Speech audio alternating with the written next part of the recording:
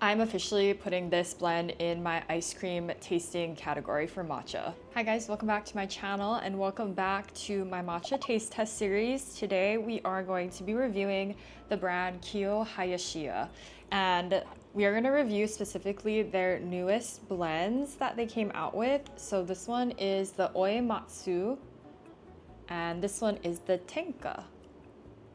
And we are gonna do a live taste test of these. I've never tried them before. They are fresh, so we are gonna get my real reaction to them.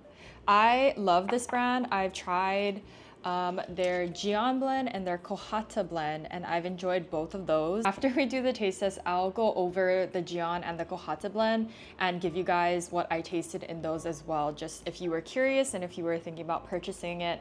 But I think this is such a high quality brand, and I found them because of my Amazon series. So I was really excited to try these new ones out. So without further ado, let's get started. I'm so excited. Okay. I want to try the oimatsu first. So let's try this one. The green is beautiful. It's very vibrant green. Look at that green, beautiful, vibrant green color.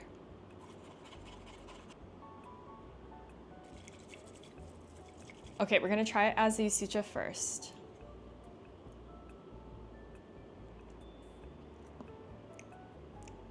Whoa. Excuse me. That is so good.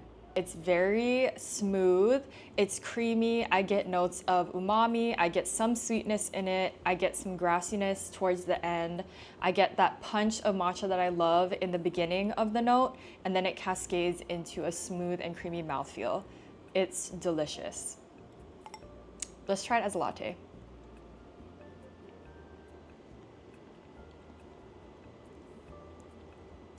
That's really good. I really like that. I'm officially putting this matcha in my category of ice cream tasting because this tastes like ice cream.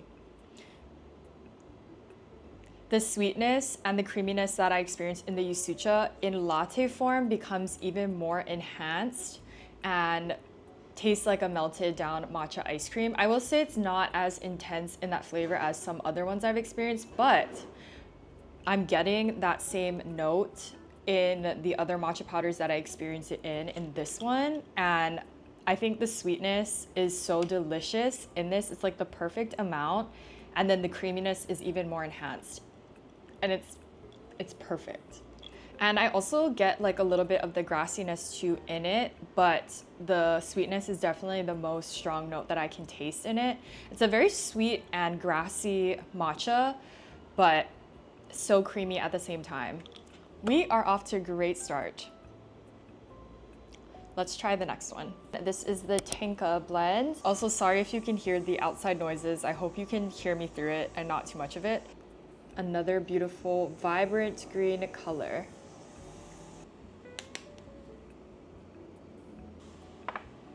I think this one is actually a little bit paler in color compared to the oimatsu that we just tried. Let's try it as the Yusucha first.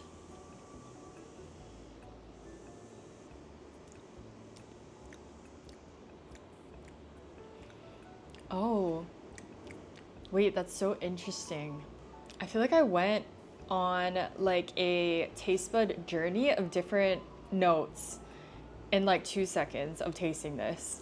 So as the Yusucha, it starts off with that nice punchiness of the matcha that I enjoy, and then there's some bitterness, and then I get the really bold umami notes in it, and then it tastes like an almond.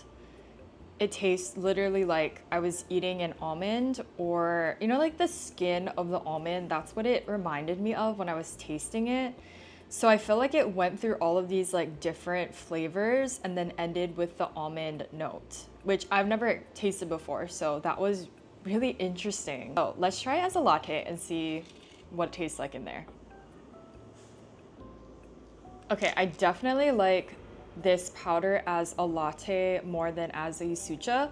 I think that it just becomes so much more like the almond like, I think, but also I get more of the creaminess from like the initial powder.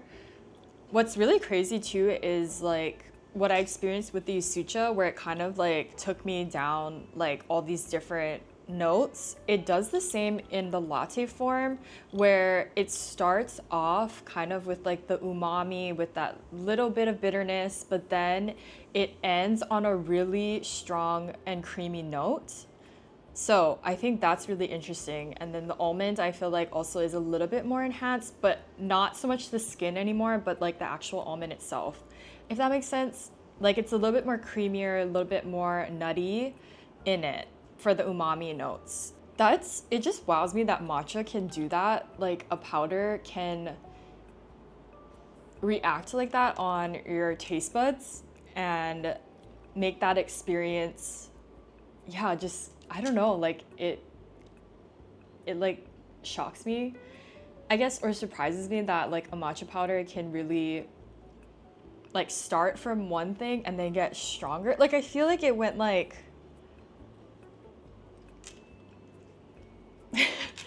when I was drinking it as a latte, like in terms of like it started off very tame but then got bolder as I drank it, which I feel like again is kind of like rare because usually it starts off really bold and then it kind of like cascades, but this one goes the opposite, which I love because each sip of the matcha is very bold and rich. So you probably saw me put the price point and it's $80 for 40 grams and you're probably like, what?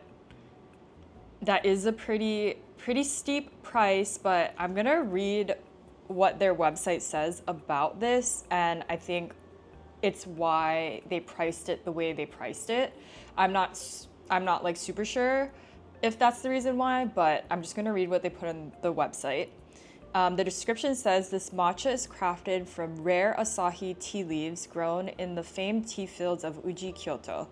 Each leaf is carefully cultivated under shade to enhance its natural umami flavor, which is what we experienced in that one. So this is actually called tenka no mukashi. So it's a tenka no mukashi blend, and it's known for its deep, rich umami and unparalleled fragrance, which is actually true because the fragrance and aroma of this was super strong and deep. So I think that does line up with what they're describing it as. Asahi is one of my favorites that I've tried, and Rocky's matcha has Asahi, and then also 3 Tea Bowls. I think a couple of other places too, but I love the Asahi blends because normally the ones that I taste, they're very creamy and almost ice cream light. So this one was just very creamy but umami version of that, and it is from the Asahi tea leaves. So I know that Asahi is typically more of a rare one, so I can see why they would price it as at that, but again, I don't know, I'm not the brand, but it is more expensive. And yeah, I think that is why it's so expensive, is because they're using the rare Asahi tea leaves for this blend, but I'm not completely sure. I think that's just my guess of why it's priced like that, because usually the Asahi blends are way more expensive, like from other brands like Rocky's Matcha and the other ones I've seen. Asahi is typically a lot more expensive. So if you're wondering why, that's what their website says. But let's do a final thoughts, and I'm also gonna share the other blends in case you guys want to try that too. So this gion blend is a little bit more lighter. I would say a lighter bodied matcha, very tame in like the matcha taste itself, especially as a latte. You won't get too much of that like punchiness in the matcha taste, but again, it tasted like a lemon cake to me, so it was very refreshing and there was like a tad amount of creaminess to it. And then the second one that I tried was kohata, and this one had definitely more of a stronger boldness in taste of the matcha, so more of like a medium bodied matcha.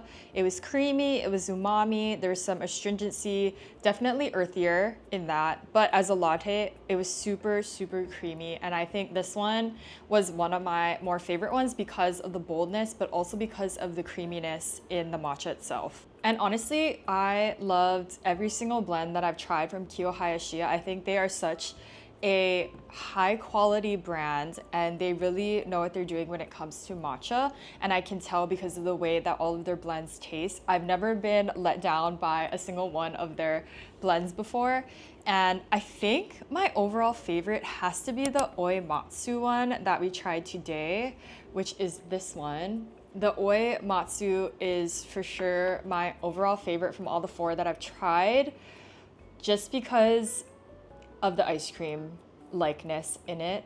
And you guys know I love that in my matcha. And I think it's just a well-rounded matcha too. I think it's not super, super bold, and I think even a beginner could enjoy it.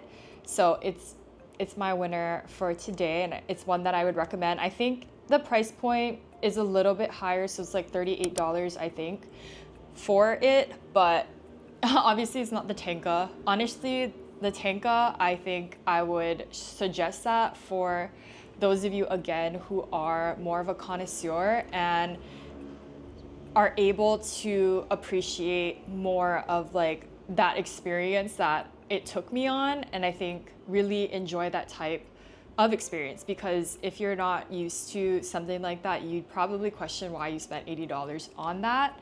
So I would say tenka, not for beginners, not for intermediate, maybe for more advanced people who drink matcha. So yeah, that one is definitely more expensive. I think gion, kohata, oimatsu, those are all safe for beginners and for intermediate levels, because I think they're just such a well-rounded matcha, high quality, and it'll help you also figure out the notes that you like in the blends too, because they have different ones like umami, sweetness, lemon cake, a little bit more of a stronger matcha.